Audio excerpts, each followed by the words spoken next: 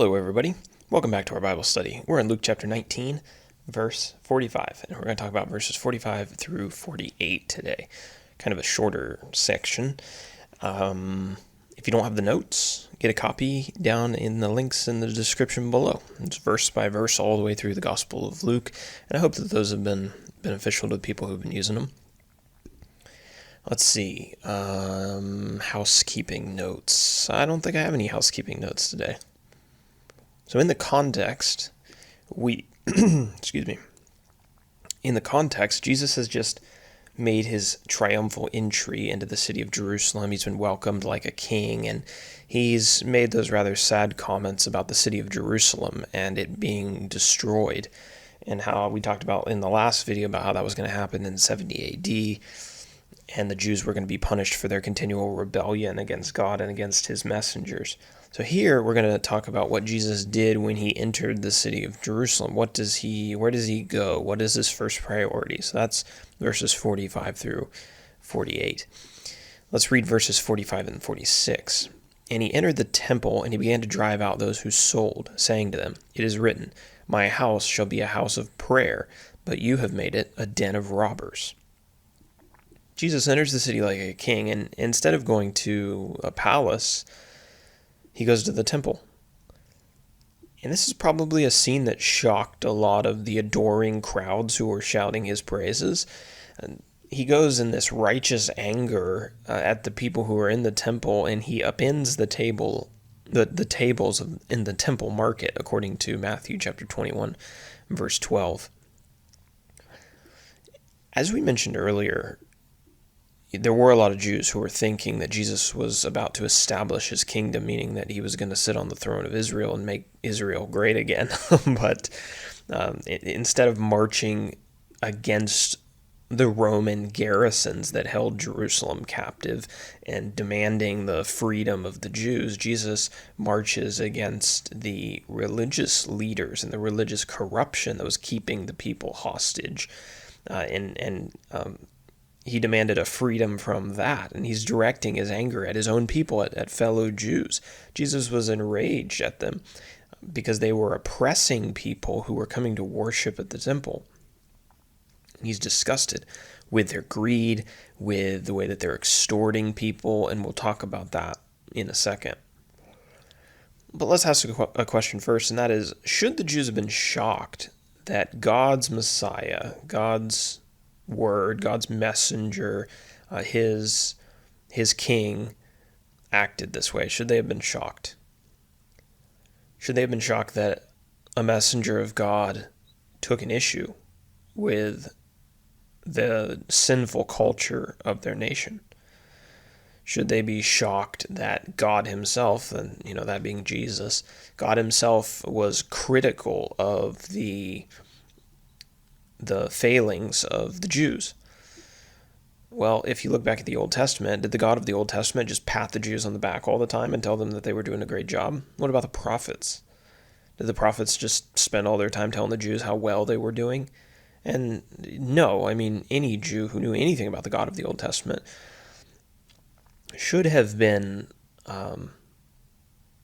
familiar with the way that he treated the Jews, all of the correction that was present in the words of the prophets, all the preaching about repentance and how the Jews needed to come back to their true protector and the true God who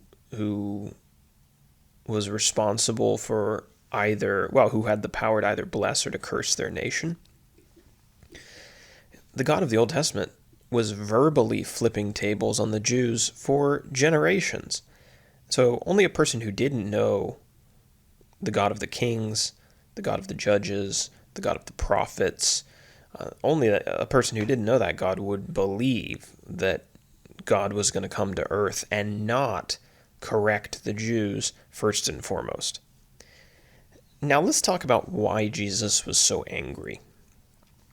Matthew tells us that there were money changers and salesmen in the temple complex. But why does that incite Jesus' anger? Didn't people need those services? I know when my wife and I were traveling to Albania, I needed a money changer because I was using US dollars and that's what I had. And I knew that I was going to have to pay a cab driver, and he was probably only going to accept euros or the Albanian currency, which is called the lek. And so I needed to change money. And so there was like an ATM that would do it there for me.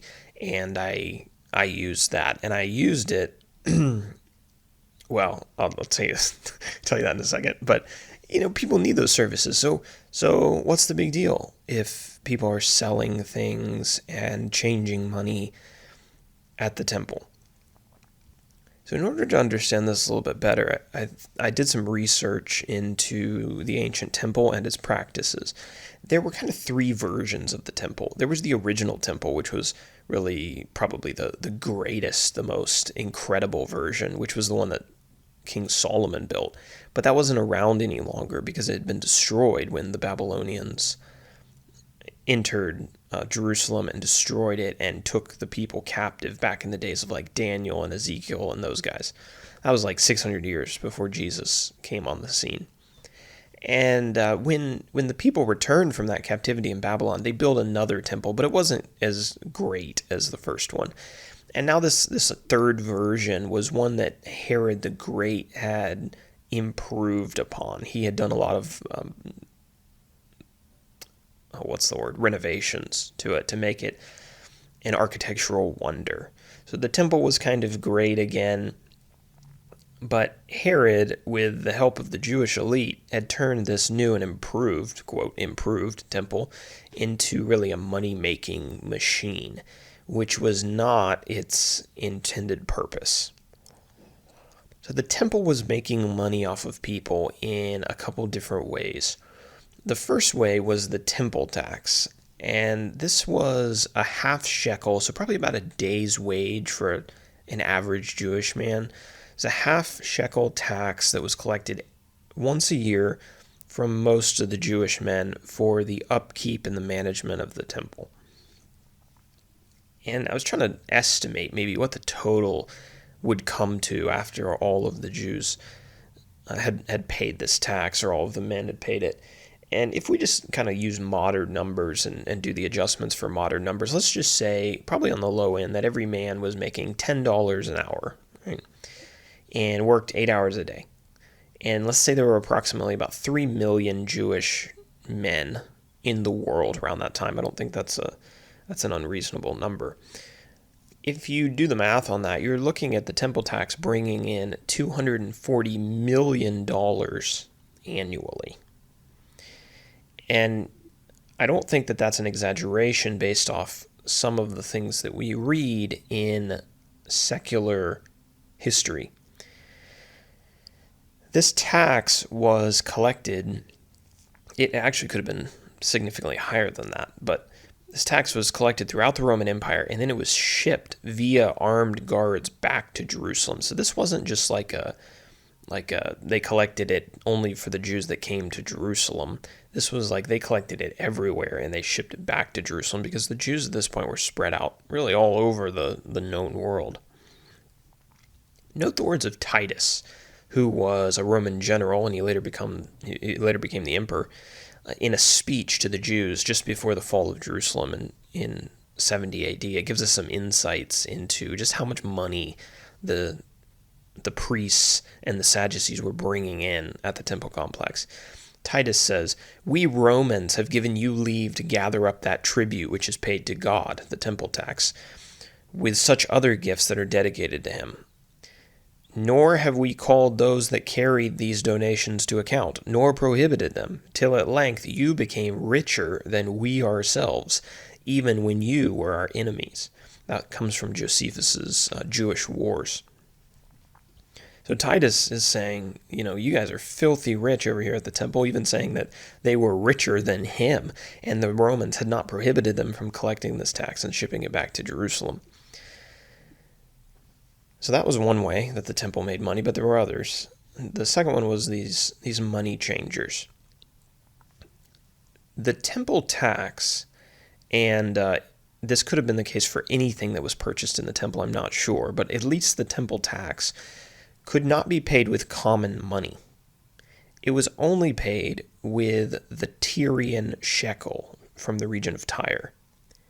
Now, why it was the Tyrian shekel, especially because that coin bore the image of Melkart, which was a foreign idol. Why it was the shekel, I'm not exactly sure. But that's what they only accepted that kind of currency. I think if I remember correct from my research, there was talk that the Tyrian shekel was one of the most pure monetary instruments at that time. It was the most reliable as far as its value, and it was well minted. That could have been the reason. There may have been other reasons, but anyway, that's the currency that the temple accepted. Now, most people probably weren't traveling through the region of Tyre. Tyre was up north by the Mediterranean Sea. Some people may have stopped in there on their way to Jerusalem, but probably not everybody. So when they got to Jerusalem, the most convenient way to get a Tyrian shekel was to get your money changed from whatever currency you were carrying from back home and get it changed into the temple money. Well, the Jews said, we can set up a money changing operation. If you've ever had your money changed, you know that they usually charge a fee to change your money. So you don't get back as much as you give them. And depending on where you go, sometimes the exchange rates can be okay, and sometimes they can be terrible. So, for example, back to my story about needing euros to pay the taxi driver. Well, I was in London, and I knew I was going to need some euros, and I didn't exactly have a money-changing location in mind, but for the sake of convenience, there was an ATM in the airport, and I knew, anytime you change your money in the airport, the exchange rate's going to be terrible. I knew it was going to be terrible, but it was the most convenient option. So I got a little bit of money out of the ATM, and I got charged a ridiculous exchange rate. It was like, what was it? Like 20% or something. Horrible. I knew it was going to happen, but I just needed a few euros. So if you have never changed your money before, just don't do it in the airport. But anyway, I had what I needed, and I could pay the taxi driver, and I was okay with that because it wasn't a ton of money. So anyway, well, if you go to a more local place or maybe a local bank, their exchange rate is much better, and they might only charge you 1%, 2%, 3% to change your money. Well, evidently, what was happening at the temple, Jesus thought was unacceptable. So it leads us to believe that when all these Jews came from around the world to change their money at the temple, that the money changers that were there were charging them exorbitant rates to get their money changed, which would have just made it harder for especially poorer worshipers to come and do what God required of them. Right? They were just there trying to fulfill their responsibility, trying to fulfill the old law and be good worshipers and followers of God. And, here it was like a financial burden every time they walked into the temple, and it shouldn't be that way. And Jesus certainly never intended the temple to be for that purpose and to be an oppression upon lovers of God. Okay, now number 3, the third way that the temple made money was through animal sales. The Jews sold animals that were used for sacrifices to fellow Jews when they came to the temple. And if you've read the Old Testament, like Leviticus and Numbers and some of these other books, you'll remember reading about different sacrifices and different animals that were supposed to be offered at different times or for different reasons. Well, people were selling all of those animals and were probably making a nice profit off of doing that. But consider the concerns that a Jewish family would have if they were traveling a long distance to Jerusalem. You may remember from the Old Testament that you couldn't offer an animal that was blemished, like injured or had any kind of defect. You couldn't offer an animal like that. So think about this. You're making a long journey, you're a Jewish family, and you have an option. You could bring that sheep from your house, but there's a risk that it could potentially be harmed or injured or blemished in some way along the journey. So that's kind of a liability. Not to mention that bringing live animals, especially something as big as a sheep, it's going to slow your family down quite a bit. I mean, that's a burden. And even Jesus had to travel 75 miles by foot to get to Jerusalem for the feast. So I mean, we're talking about a long journey. So what would an easier option have been? Well, it would have been easier to travel light and to buy an animal in Jerusalem.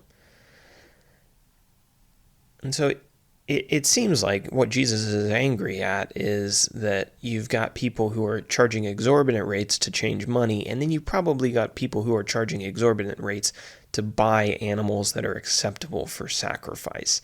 And what's even worse is this is going on in God's house, right? In the temple. So it's just rotten all over.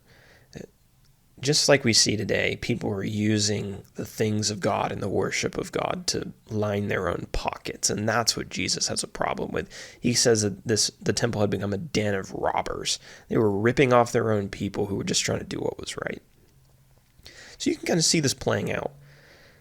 People would come to the temple, they would pay to get their money changed, and then they would have to pay a high price to buy an animal with that money, and then they would be required to give their half shekel tax. So these people who are running the temple are almost triple dipping on these Jews who've come to worship. The ancient historian Josephus called Annas, who was the high priest around this time, a, quote, great hoarder of money. In the first century, the position of the high priest was not one that,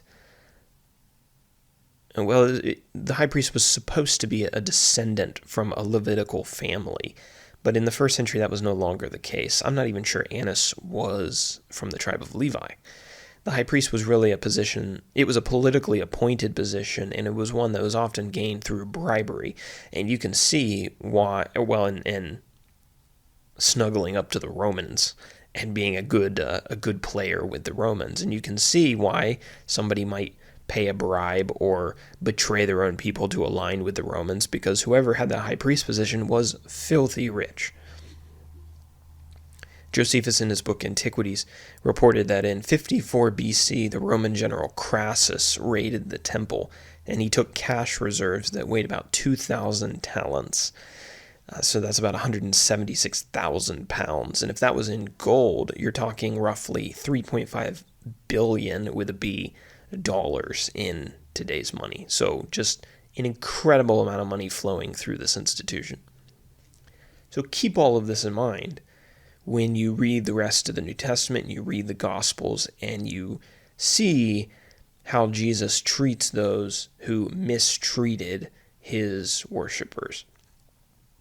So Jesus was going around preaching this message about the kingdom of God. And you remember what he told the woman at the well in John chapter 4 when she asked where the Jews ought to worship and where the Samaritans ought to worship? He told her that a day is coming when people wouldn't go to Jerusalem anymore to worship. Paul would later teach that we, the disciples of Christ, we are the temple of God, and that God dwells within us. When you hear things like that, and especially when the Sadducees or the priests heard things like that, you can see why they were so bent on discrediting Jesus and discrediting Paul, because he was threatening their money-making operation. If this new law of Christ and the one that Paul preached took root in people's hearts, then they wouldn't be coming to Jerusalem anymore to pay exorbitant prices and to pay their temple tax. That would have been, a thing of the past, and the high priest would be taking a significant pay cut. In the Old Testament, in the book of Ezekiel, and I think some other places, we read about God being just furious at the ancient Jews because they were so wicked that they actually brought idols into the temple, like inside the temple, and they mixed them in with the worship of Jehovah. Well, in the first century, were the Jews really any better? They brought their own idolatries and their worship of money into the temple complex, and they were using it for that purpose. So, maybe they were worshiping different deities, one worshiping an idol and one worshiping money, but I mean, at the end of the day, the heart condition is largely the same.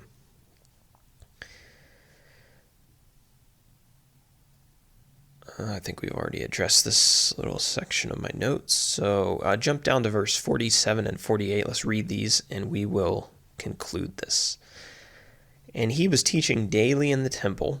The chief priests and the scribes and the principal men of the people were seeking to destroy him, but they did not find anything that they could do, for all the people were hanging on his words.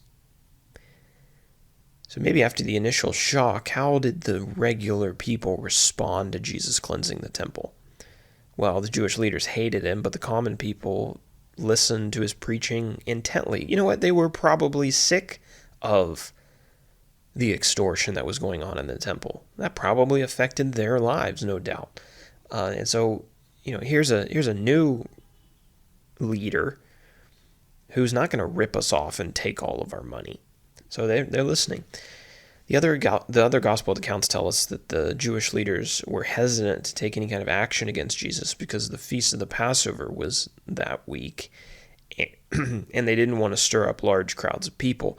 The Roman, you had all these Jews flooding into Jerusalem at this time. Jerusalem was under Roman control, and if the high priests and the Sadducees caused any stir or any uproar, you can guess what would happen to that feast.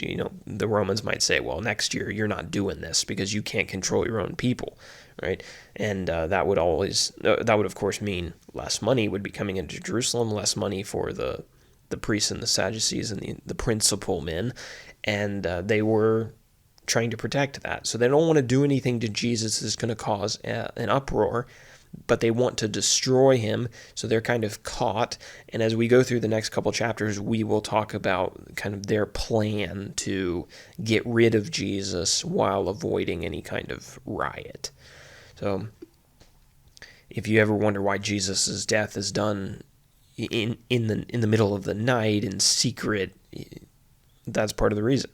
It's because they were a bunch of chicken babies who only cared about their political positions and their money. All right, well, that is the end of chapter 19. We are almost done. I'm looking forward to being done. I feel like we've been doing this study forever,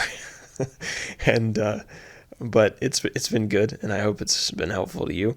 But we're almost there. We got 4 more chapters to go, and let's see, 20, 21, 22, 23, 24, technically 5. 5 chapters to go, and then I was working on Acts just this morning, so that's coming down the pipeline at some point. Can't promise a date.